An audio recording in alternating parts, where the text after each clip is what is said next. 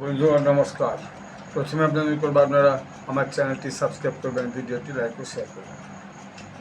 এখন বিভিন্ন মিডিয়াতে একটা প্রশ্ন খুব ঘুরপাক খাচ্ছে, সে হচ্ছে পাকিস্তান আর কতদিন অটুট অবস্থায় থাকবে, অর্থাৎ পাকিস্তান কি ভেঙে চার টুকরো হয়ে যাবে, এরকম একটা পরিস্থিতি তৈরি হয়েছে। এই আলোচনাটা এই জন্য হচ্ছে যে পাকিস্তানের ভেতরে ভয়ানক রকমের একটা গৃহযুদ্ধ মতো পরিস্থিতি বলা যায়। একদিকে বালুচিস্তানে দীর্ঘদিন একটা প্রতিবাদ চলছে, বিএলএ, বালুচিস্তান লিবারেশন আর্মি, তারা পাকিস্তান থেকে স্বাধীনতা পেতে চায় এবং তারা পরিষ্কার বলেই দিয়েছে যে আমরা পাকিস্তানের অংশ নিয়ে আমাদেরকে জোর করে দখল করে নেওয়া হয়েছে। এবং বালুচিস্তানটা পাকিস্তান প্রদেশের একটা মস্ত বড় অংশ। এর বাইরে দেখা যাচ্ছে খাইবার পাখতুনওয়ালা, চারটে প্রদেশ, পাঞ্জাব, সিন্ধ, খাইবার পাখতুনওয়ালা, বালুচিস্তান। খাইবার পাখতুনওয়ালা যেটা, সেখানেও কিন্তু খুব একটা ঝঞ্ঝাট অবিরত চলছে, বিশেষত টিটিপিকে কেন্দ্র করে, তেহরিক ই তালিবান পাকিস্তান। তারা ওখানে বিভিন্ন সময়ে পাকিস্তান আর্মির সঙ্গে লড়াই নেমে যাচ্ছে। অর্থাৎ ওখানে এই যে খাইবার পাখতুনওয়ালাতে প্রচুর পাশতুন মানুষ আছে, যারা অরিজিনালি আফগানিস্তানের লোক বলা হয়, বা কোনো কারণে আফগানিস্তানে যে দীর্ঘ উথল পুথল হয়, একবার ডেমোক্রেটিক সরকার আমেরিকা সাপোর্টেড, একবার তালিবান সরকার, আবার ডেমোক্রেটিক সরকার, আবার তালিবান সরকার। এর ফলে আফগানিস্তানে ভয়ানক রকমের একটা গৃহযুদ্ধ দ্বন্দ্ব দীর্ঘদিন, প্রায় 15-20 বছর ছাড়া আজকে 60-70 বছর ধরে চলছে। তো এখন সেখানে তালিবান শাসন। এখন তালিবান এই যে খাইবার পাখতুনওয়ালাটাকে তাদের অংশ বলে মনে করে, কিন্তু ডুরান লাইন যেটা ব্রিটিশ টেনে দিয়ে গেছিলো ভাগ করে, সেটাকে আফগানিস্তান মানতে চায় না। এবং পাকিস্তানের অভিযোগ হচ্ছে যে এই আফগানিস্তান টিটিপিকে সমর্থন করে এবং এরা পাকিস্তানের সঙ্গে, টিটিপি উগ্রপন্থীরা পাকিস্তানের সঙ্গে একরকম গৃহযুদ্ধ শুরু করেছে। পাকিস্তান মিলিটারিও সেখানে যে খুবই কড়াভাবে তাদের যে বিদ্রোহ, সেই বিদ্রোহ দমন করছে। দুপক্ষের মধ্যেই মাঝে মাঝে লড়াই চলছে।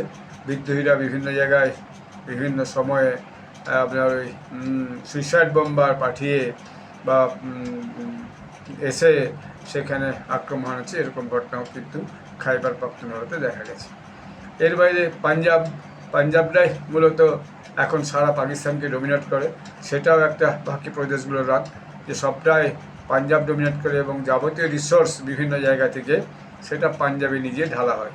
সেই জন্য অন্যান্য প্রদেশের মানুষদের এই একটা রাগ। এরপরে বালুচিস্তান তো বললাম, সিন্ধু ইদানিংকালে একটা বিদ্রোহী গ্রুপ তৈরি করেছে।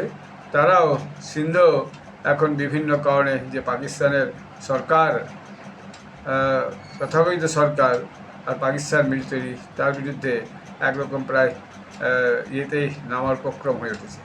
ফলে এই মিলিয়ে পাকিস্তানের একটা অবস্থা অত্যন্ত খারাপ।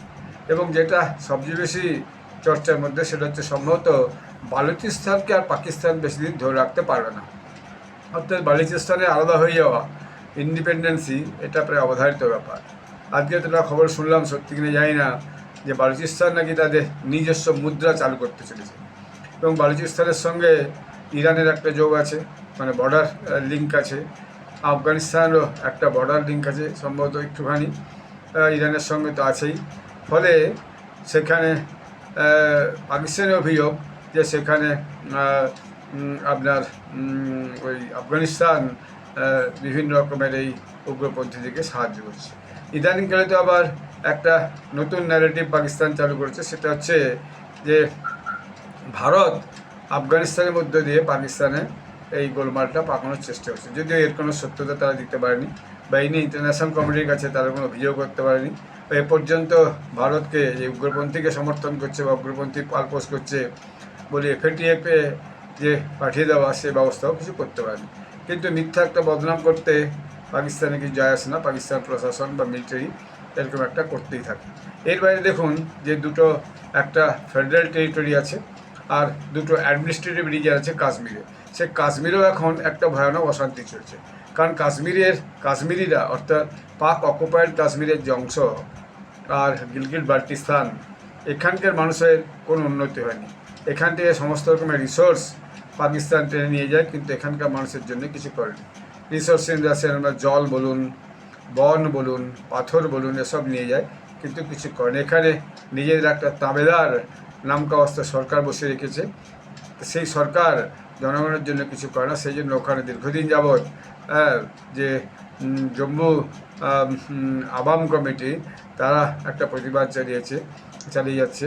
তো সেই প্রতিবাদের এখন একটা ভয়ানক অবস্থা চালু হয়েছে। ফলে সেখানেও মিলিটারির সঙ্গে সেখানকার জনগণের লড়াই চলছে। মিলিটারিও প্রায় 800,000 অ্যাক্টিভিস্টকে ধরে নিয়ে যে জেলে ঢুকিয়ে দিয়েছে, এবং প্রচুর পুলিশ, রেঞ্জার্স, প্যারামিলিটারি নামিয়ে তাদেরকে গভীরভাবে দমন পীড়ন করার চেষ্টা করছে। তো এইরকম একটা অবস্থাতে বালুচিস্তান বুঝতে পারছি যে পাকিস্তান মিলিটারি ক্রমশ দুর্বল হয়ে যাচ্ছে।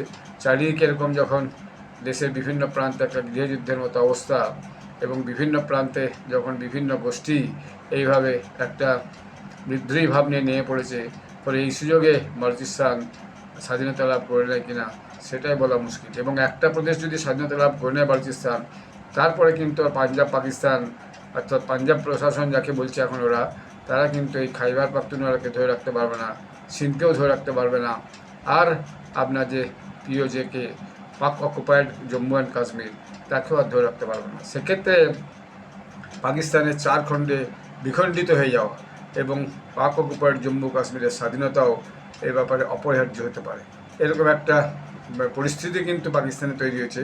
পাকিস্তান প্রশাসন খালি লোকের, অর্থাৎ আমেরিকা, ইরান, এদের যে যুদ্ধ মেটানোর কাজে ব্যস্ত, কিন্তু নিজের দেশের উন্নতি, নিজের দেশের তরক্কি, নিজের দেশের অর্থনৈতিক উন্নয়ন, নিজের দেশের মানুষের কাছ পর্যন্ত সমস্ত রকমের সুযোগ সুবিধা, খাদ্য, বস্ত্র, বাসস্থান, শিক্ষা, পানীয় জল, এইসবের যে ব্যবস্থা, সেই ব্যবস্থা না করে খালি মধ্যস্থতার কাজে লেগে আছে, যেটা না করে তাদের নিজেদের দেশের জন্য নেতৃবর্গের দেশের কাজে নিজেদেরকে অনেক বেশি সময় দেওয়া উচিত, পরিকল্পনা করা উচিত। সেই পরিকল্পনাকে বাস্তবায়িত করেছে। যখনই টাকার সংকট হয়, তখনই কোনো না কোনো দেশে ভিক্ষাপাত্র নিয়ে হাজির হয়, কিছুটা আটকা পাওয়া গেলো, কিছুদিন চললো।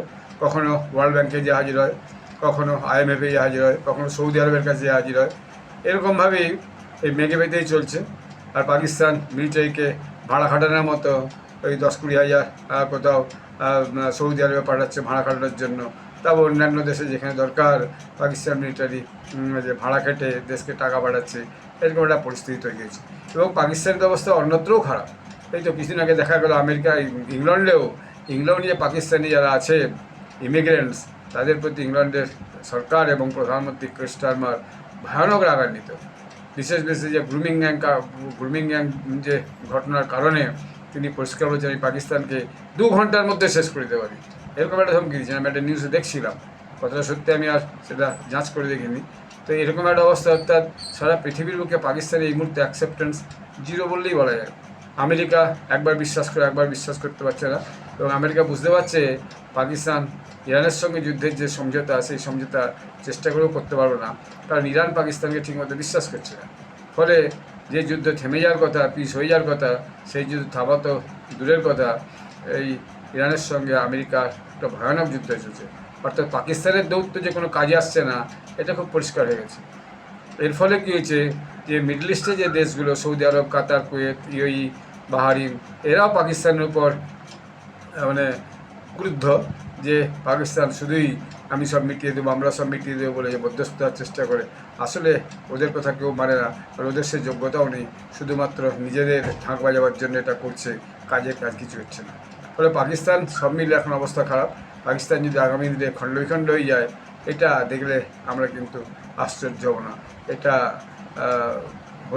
হতেও পারে।